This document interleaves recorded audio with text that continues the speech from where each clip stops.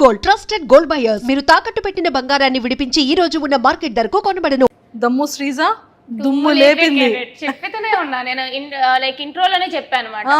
దమ్ము శ్రీజ దమ్ము చూపించడమే కాదు దుమ్ము కూడా లేపుతుంది. అట్లాంటి క్యాండిడేట్ అన్న అట్లానే అవుతుంది. So ya will see. ఇంకా ముందు ముందు చాలా ఉంది, అన్ని కూడా చూస్తారు. దాచించా. ఓకే, ఈ సాఫ్ట్వేర్ డెవలపర్ కి ఎందుకు బిగ్ బాస్ లోకి వెళ్ళి ఫేమస్ అవ్వాలని ఉంది? ఏముంది, యాక్చువల్ చెప్పాలంటే చాలా మందికి బిగ్ బాస్ యాక్టింగ్ గురించి వాటి గురించి వెళ్తారు. బట్ నేనేదో యాక్టర్ అయిపోవాలి, హీరోయిన్ అయిపోవాలి అని కాదు. జస్ట్ బిగ్ బాస్ అంటే ఇంట్రెస్ట్, నాకు టాస్క్లు అంటే ఇష్టం, అడ్వెంచర్స్ అంటే ఇష్టం, అంటే నేను ఛాలెంజ్ చేసుకోవడం అట్లా ఇష్టం అనమాట. And fame money, obviously big బాస్కి వెళ్ళాము అంటే ఫేమ్ వస్తుంది, మనీ కూడా వస్తాయి. కాబట్టి అదొక్కటి ఉందన్నమాట. ఎవరు ఎంత దాగిపెట్టినా సరే ఖచ్చితంగా బిగ్ బాస్కి వాళ్ళు వెళ్ళాలి అని అనుకుంటున్నారంటే fame is the main thing. So fame వస్తే మంచిదే కదా, ఎవరికి కావాలనుకోగలరు ఫేమ్ అనేది. So that's the main reason. And also I want to challenge myself. Super. So మొత్తానికి శ్రీజ అగ్ని పరీక్షలకు వెళ్ళేటప్పుడు ఆ అటెన్షన్ ఎందుకు గ్రాప్ చేయాలనుకుంది? నాకు చిన్నప్పటి నుంచి కూడా నేను ఎక్కడుంటే మిగతా వాళ్ళ అటెన్షన్ నా మీదే ఉండాలి అనే మైండ్ సెట్ అనమాట. అంటే లైక్ అటెన్షన్ అంటే నాకు జనరల్గా కూడా అటెన్షన్ ఇష్టం. సో అటెన్షన్ సీకర్ అనుకున్నా సరే I don't think it's a wrong thing. ఎందుకంటే ఇప్పుడు హీరో ఉన్నారు, హీరోయిన్లు ఉన్నారు, వాళ్ళు అక్కడ ఫిలిం చేస్తున్నారు అంటే వాళ్ళ మీద అటెన్షన్ కావాలనుకునే కదా. సో నాకు కూడా అటెన్షన్ ఇష్టం చిన్నప్పటి నుంచి. అండ్ మోర్ ఓవర్ నాకు ప్లస్ ఏంటంటే నా వాయిస్ వల్ల ఆబ్వియస్గా నాకు అటెన్షన్ వస్తుంది. అది మంచిగా అయినా చెడ్డగా అయినా సరే అటెన్షన్ అనేది ఈజీగా గ్రాప్ చేసే మైండ్ సెట్ నాకు చిన్నప్పటి నుంచి ఉంది. ఒరే అంతా ఓకే కానీ పాపంరా శ్రీముఖి గారిని. అక్క నువ్వు ఏ 3rd or 4th సీజన్కి వెళ్ళినట్టున్నావు కదా, అప్పుడే అంటే లైక్ జనరల్గా అది అఫెండ్ చేసేలాగా నేను చెప్పాలనుకోలే. నేను జనరల్గా ఏమనంటే తిరిగి ఇచ్చే ఇది ఉంటుంది అక్కడ ఏం జరిగినా. ఒక క్యూట్ పంచులనే ఇచ్చావు, అది చాలా సరదాగా అనిపించింది. బట్ అంత స్పాంటినిటీగా ఎలా చెప్పగలిగావని? మాటలు పుచ్చగాయ కదా, చిన్నప్పటి నుంచి మాటలు అలవాటు టైప్.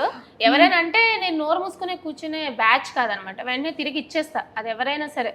సో అట్లా అనేటప్పటికి అక్క అంటే అక్క కూడా అరుస్తుంటది కదా, అక్క నువ్వు కూడా వెళ్ళావు కదా అక్క, అప్పుడే మూసేవారు, సో ఇప్పుడు కూడా ముయ్యరు అని చెప్పి ఇట్స్ లైక్ మంచిగానే చెప్పా.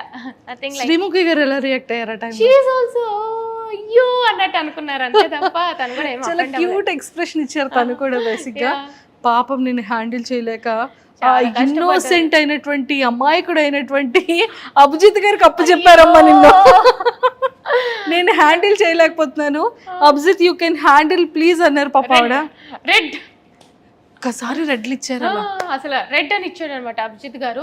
అంటే యాక్చువల్లీ తెలిసిందే కదా మనం, అభిజిత్ గారు చాలా కామ్, ఆ మైండ్ సెట్ అనమాట. నేనేంటంటే హడావడి రచ్చరచ్చ చేసేటప్పటికి సో అభిజిత్ గారు ఏందబ్బా ఈ పిల్ల మనకు సెట్ అయ్యలేదు అంటే ఎవరి మైండ్ సెట్ చాలు కదా. సో అభిజిత్ గారికి ఫస్ట్ మంచి ఇంప్రెషన్ రాలేదు, సో హీ గేవ్ రెడ్. నేను కూడా అట్లాగా ఏంటండి భయపడుతున్నారా అన్నట్టు అన్నాను, కానీ he's also very sweet actual Abhijit garu. Super. మీకు 2 episodes లోనే తెలుస్తుంది అభిజిత్ గారే తిరిగి యువర్ ఎ స్ట్రాంగ్ కంటెస్టెంట్ అంటారు. True true. అండ్ మంచి మంచి టాస్క్లు చేసావు. హ్యాండ్ మీద రియల్ గా tattoo? Yeah, it's original tattoo, మీకు పోదండి, it's real tattoo. I love Bigg Boss. Yeah, I love Bigg Boss. Yes true true. అసలు 1 second కూడా ఏం ఆలోచించలేదు కదా? లేదు, లైక్ ఐ నో లైక్ అంతవరకు వెళ్ళినప్పుడు it's not easy to go there. ఎవరైతే కంటెస్టెంట్స్ అందరూ కూడా వెళ్ళారో చాలా లెవెల్స్ దాటుకొని వెళ్ళాం. It's like 4-5 levels. చాలా మందిలో మమ్మల్ని సెలెక్ట్ చేశారు. అక్కడికి వెళ్ళాక జస్ట్ ఒక టాటూ గురించి బ్యాక్ స్టెప్ అంటే అక్కడ ఏ టాస్క్ ఇచ్చినా సరే I was ready to do. So give up ఇవ్వాలి అని అనుకోలేదు అనమాట. సో నాకు 4 అన్నా కూడా సో ఓకే ఐ ట్రై, నేను ఒప్పుకుంటాను అన్నట్టే నేను ముందుకు అడిగేసాను. So yeah, I was like నాకు డేరింగ్ ఎక్కువ. సో ఐ వాజ్ ఓకే చేయండి, అక్కడ కూర్చోబెడతారు అంటే ఐ డూ ఇట్ అన్నాను అంతే. కాలేజ్లో ఓల్డ్ ఫ్రెండ్స్ కానివ్వచ్చు, మీ ఆఫీస్లో నీ కొలీగ్స్ కానీ ఎలా సర్ప్రైజ్ ఫీల్ అయ్యారు? అండ్ ఫ్యామిలీ మెంబర్స్ కూడా? యాక్చువల్లీ నేను గ్రూప్ డిస్కషన్ వెళ్ళేటప్పుడు నా ఫ్యామిలీకి చెప్పి వెళ్ళలేదు. నో, దొంగలు ఉన్నారమ్మా ఈ అగ్ని పరీక్షకి వెళ్ళిన కంటెస్టెంట్ అందరూ దొంగలు. యాక్చువల్లీ నేను చాలా మంది అనుకుంటారు కానీ I was manifesting it. Last time Bigg Boss అన్నప్పుడే చూడండి నేను ఖచ్చితంగా నెక్స్ట్ ఇయర్ బిగ్ బాస్కి వెళ్తా, విన్నర్ అయితే చూడండి అంటే వాళ్ళు నా ఫ్రెండ్స్ అంటే లైక్ బిగ్ బాస్ చూస్తూ ఉంటాను కాబట్టి నా ఫ్యామిలీ అంతా ఇదేదో చెప్తుందిలే సోది అన్నట్టు అనుకున్నారు. అంతే తప్ప నేను నిజంగా వెళ్తానని ఎక్స్పెక్ట్ చేయలేదు. ఎప్పుడైతే సడన్గా కామనర్స్ అన్నారో అప్పుడు కూడా నేను చెప్పలే ఇలా పెడుతున్నాను అని చెప్పలే. ఫస్ట్ లెవెల్ అయిపోయింది, సెకండ్ లెవెల్ అయిపోయింది, ఇంక 3rd level జీడీకి హైదరాబాద్ రమ్మన్నారు. నేనేం చెప్పానంటే నాకు ఆఫీస్ మీటింగ్ ఉంది, నేను జీడీకి హైదరాబాద్ వెళ్తున్నాను, అదే జీడీకి అని చెప్పలే ఆఫీస్ మీటింగ్కి వెళ్తున్నాను అని చెప్పి వెళ్ళిపోయినా. అంటే దొంగ పిల్ల. నా కజిన్స్ మాత్రం అనుకున్నారు అదేంటి దీని ఆఫీస్ బెంగళూరులో ఉంటే హైదరాబాద్ ఎందుకు వెళ్తుంది అని చెప్పి వాళ్ళకి ఒక డౌట్ వచ్చింది అనమాట.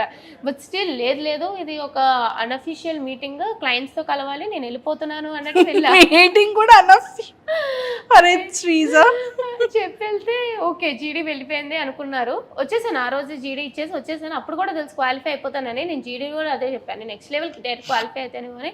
సో వచ్చినాక ఎప్పుడైతే you are selected for like next level, మీరు 10 days హైదరాబాద్లో ఉండాలి అంటే అప్పుడు చెప్పా ఇంట్లో. అది నీ ఫస్ట్ ప్రోమో చూసిన తర్వాత what your felt inside? Like ఏం అనిపించలే.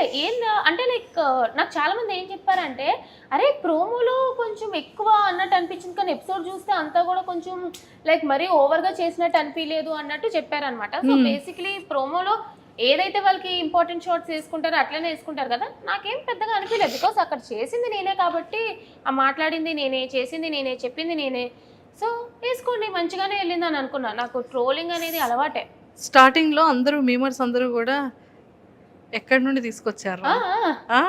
ఈ మైక్ మింగేసిందా, సౌండ్ డబ్బానా, ఏదో చాలా చాలా మీమ్స్ వచ్చాయి. డబ్బా రేకులు రాని, డబ్బా రేకులు మింగేసావా, మైక్ మింగేసావా, ఏంద్రా బాబు ఆ గొంతు, అది నేను చిన్నప్పటి నుంచి వింటూనే వస్తున్నా.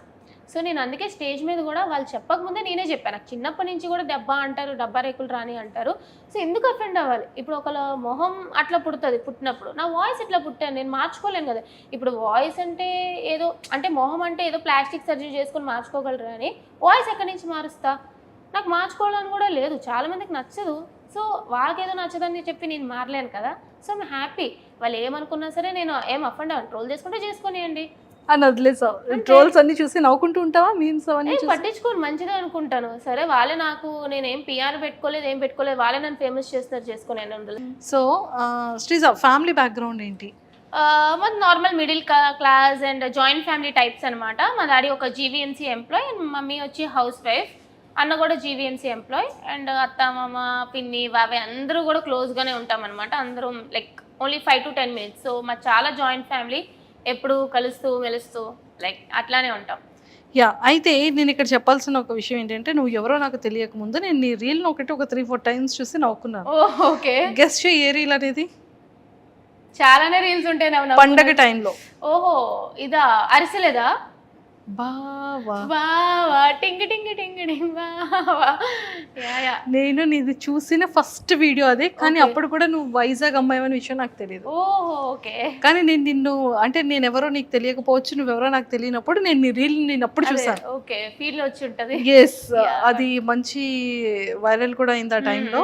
ఆ రీల్ తో నువ్వు మా అందరికీ తెలుసు యాక్చువల్గా. కట్ చేస్తే బిగ్ బాస్ అగ్ని పరీక్ష స్టేజ్ మీద ఉన్నానా? అగ్ని పరీక్ష స్టేజ్ మీద, దానికి ముందు కూడా ఇంకొక రీల్ కూడా చూసాను. ఓకే, అందరూ ఒకటే ఇలాంటి డ్రెస్సెస్ వేసుకొని ఎంటైర్ ఫ్యామిలీ అంతా. ఒడియమ్మ వీళ్ళది చాలా జాయింట్ ఫ్యామిలీ అనుకుంటే, ఇదేదో చాలా బాగుంది అని అనుకున్నాను.